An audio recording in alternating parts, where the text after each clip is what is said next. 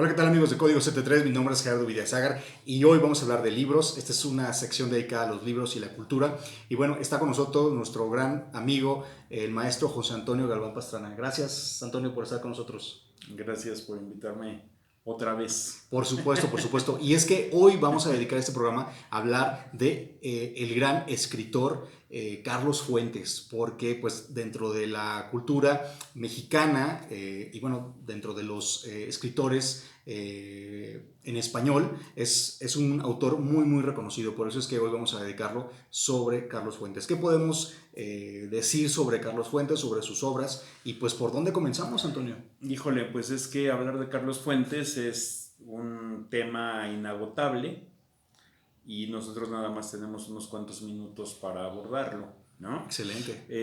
En primer lugar, yo señalaría que es un escritor polifacético, ¿no? Porque fue un gran cuentista. Por ejemplo, aquí tenemos este libro que es Cuentos sobrenaturales. Sobrenaturales. Cuentos sobrenaturales. Sobrenaturales. Luego hay otro libro en donde recopila otros cuentos que son los cuentos naturales, o sea, los que no son sobrenaturales. Ok, solo naturales. Solo naturales. Y el Fondo de Cultura Económica acaba de lanzar un libro que se titula Cuentos completos de Carlos Fuentes. Y es no lo tengo aquí, es un texto voluminoso que nos da cuenta del gran cuentista que fue Carlos Fuentes, ¿no? Excelente, Entonces, excelente. esa es una de sus facetas como cuentista. Muy bien. Oye, pero ¿por qué es tan importante Carlos Fuentes para la literatura? Pues es que es un fenómeno que no puede ser solamente concebido por él mismo. Perteneció a una generación de escritores latinoamericanos que conquistaron los mercados internacionales. A ese grupo se le llamó el boom de la literatura latinoamericana y estuvo conformado fundamentalmente por Carlos Fuentes, por García Márquez, por Vargas Llosa y por Julio Cortázar. Esos son los cuatro integrantes del boom. ¿Cuál fue su gran aportación? Pues que hicieron que los ojos de los lectores a nivel mundial miraran hacia aquello que se había escrito originalmente en español y que luego fue producto que luego se pudo traducir a muchísimas lenguas, ¿no? Entonces esa es una parte. La otra es que Carlos Fuentes, pues desde muy joven, dio muestras de su gran capacidad creadora. Por ejemplo, hay una anécdota que yo pude documentar en un anuario de las escuelas maristas, 1947, y en el concurso de literatura que hubo en esa preparatoria, que entonces era el Colegio Francés Morelos, hacen anualmente su concurso literario, su concurso de cuentos, y pues el primer lugar lo gana Carlos Fuentes, el segundo lugar lo gana Carlos Fuentes y el tercer lugar lo gana Carlos Fuentes, ¿no? Primero, segundo y tercer lugar. Sí, que eran los premiados, ¿no? Utilizando, lógicamente, seudónimos, ¿no? Cada cuento que presentó lo presentó con un seudónimo y resulta que el jurado determina, ¿no? Que el seudónimo, por decir algo, Caballero gana el primer lugar, el seudónimo Amigo gana el segundo lugar y el seudónimo Transparente gana el tercer lugar. Entonces resulta que ya cuando abren el sobre en donde están los datos del autor, pues aparecía Carlos Fuentes. ¿No? Entonces es por eso. No, pero digamos, esa es una anécdota. Sí, sí, ¿no? claro. Esa es una anécdota de juventud. Carlos Fuentes tiene una gran ventaja. Su padre fue embajador. Su padre era muy amigo de Alfonso Reyes, que va a ser un gran escritor mexicano de la primera mitad del siglo XX. Y Alfonso Reyes se convierte en una especie de padrino del niño Carlos Fuentes. También hay anécdotas, ¿no?, en donde se señala que Alfonso Reyes cargaba a Carlos Fuentes, y algunos dicen que pues ahí le transmitió el talento escritor y todo eso, lo que sabemos que no es cierto, pero más bien es un ambiente, un contexto familiar, una atmósfera. Los muchos viajes que hace Fuentes a muchas partes del mundo, dado que es el hijo de un diplomático, y eso le permite conocer muchas culturas, eso le permite ser un gran lector, eso le permite saber más o menos ir pulsando las vanguardias de la escritura francesa, inglesa, rusa, ¿no? Y también pues el aspecto mexicano, el lado mexicano, ¿no? Y cuando llega a México, porque él ha estado mucho tiempo fuera del país, nos sorprende, aunque yo lo leí mucho tiempo después, ¿verdad? Sí. Yo todavía no nacía cuando aparece su primera gran novela, y que es una de las obras más reconocidas, tanto que esta es una edición conmemorativa de La región más transparente, ¿no? Retoma una frase de su padrino, de Alfonso Reyes, ¿no? Detente, viajero, detente, has llegado a la región más transparente del aire. Eso era la Ciudad de México, que ahora ya no es. Claro, ¿no? Claro, qué interesante cómo es que de ahí retoma para darle título a su gran obra. Entonces ahí estamos entrando en otra dinámica, o en otra faceta, el Fuentes novelista, que quizá es el más reconocido, ¿no? Por la novela. Por la novela. Es en este libro de Alfaguara, de hace muchos años, hay dos obras, ¿sí?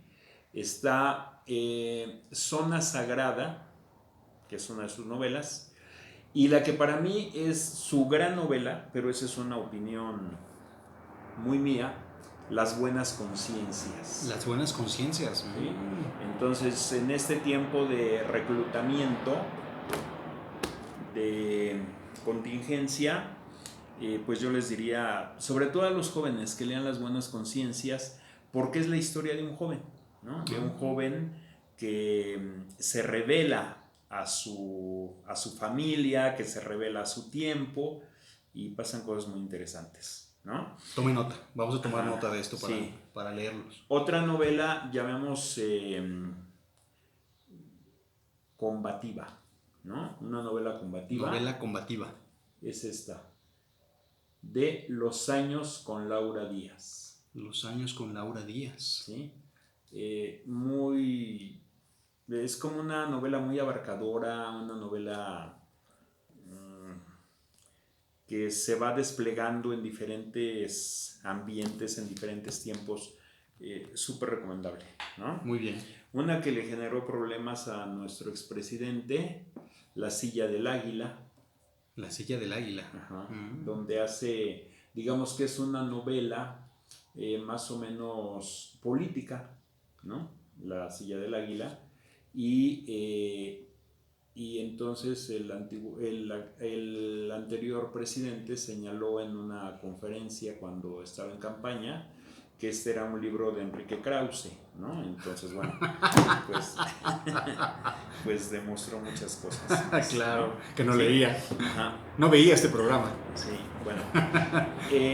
Esta es una novela póstuma. Esta novela salió cuando ya Fuentes había muerto. Él murió el 15 de mayo del 2012, justamente un día del maestro, ¿no? 15 de mayo, sí, claro. Y este libro salió en el 2016, cuando él, pero es una historia extraordinaria de un guerrillero. Se titula Aquiles o El guerrillero y el asesino. Y tiene un personaje de la vida real, ¿no? Un colombiano. Esta es como una historia que se desarrolla en Colombia y pero la historia es contada magistralmente, ¿no? Como solamente Carlos Fuentes lo podía hacer. También hay otra novela póstuma que se titula Federico en su balcón. Federico en su balcón. Luego cuando uno busca sus libros no los encuentra, ¿no? Pero esta obra también salió después de que Carlos Fuentes había muerto, ¿sí? Bueno, otra faceta de Carlos Fuentes va a ser ensayista, ¿no? Los ensayos. Hubo un libro, si mal no recuerdo, fue editado por Joaquín Mortiz, que se llamaba Tiempo Mexicano. Y Tiempo Mexicano fue un libro de ensayos de Fuentes sobre, digamos, la segunda parte, no la segunda parte, de 1950 a 1970, ¿no? Okay. La vida de México. 20 años. 20 años, ¿no? Luego, en Editorial Aguilar tuvo otro, que fue como la continuación, que se tituló El Nuevo Tiempo Mexicano. Y entonces en El Nuevo Tiempo Mexicano, pues ya era, digamos, abarcaba de 1970 a 1985, más o menos, ¿no? Porque por esas fechas salió El Nuevo Tiempo Mexicano.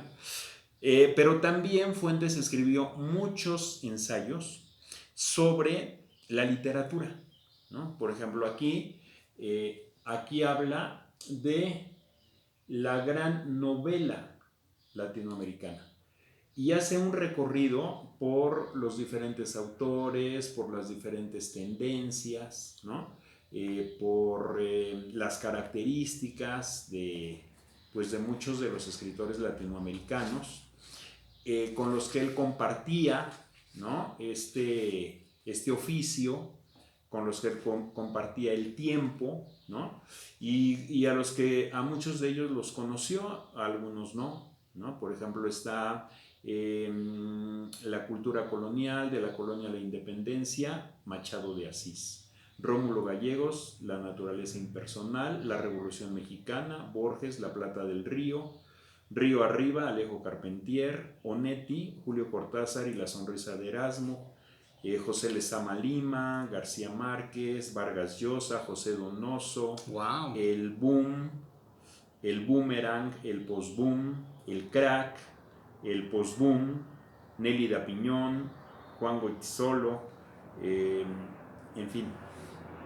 Es un texto que además nos demuestra la cultura amplísima de Carlos Fuentes. Sí, por supuesto, claro.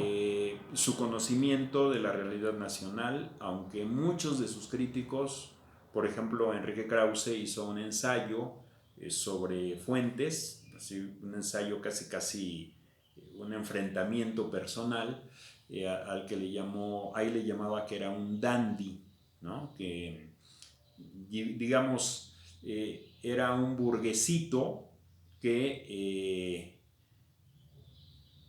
se decía conocedor de la realidad mexicana. Y bueno, pues también Fuentes ahí tuvo una participación de contestarle. Y muchos dicen que ese ensayo de Krause fue el que terminó de marcar una zanja entre dos grandes escritores mexicanos de la segunda mitad del siglo XX, que fueron Octavio Paz y Carlos Fuentes, que de ser amigos, pues terminaron no siéndolo, ¿no? Okay. Y eso pasa mucho. Bueno, y también Carlos Fuentes es un gran escritor de biografías ajenas, ¿no? Entonces tiene este libro que se llama Personas. Okay. Y en él hace el perfil de muchas personas que él conoció, ¿no? Cuándo los conoció, la importancia de esas personas para nuestra cultura, para nuestra ciencia, para la literatura, ¿no?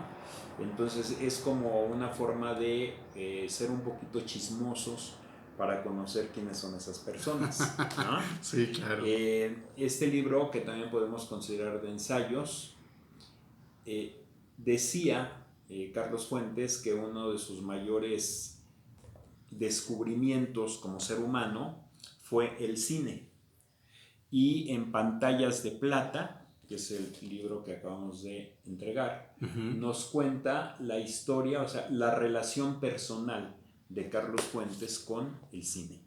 ¿Sí? Qué interesante. Y también ya en los últimos días, su viuda Silvia Lemus ha permitido que se reproduzcan en forma de libro las conferencias, las muchas conferencias en las que él participó, ¿no?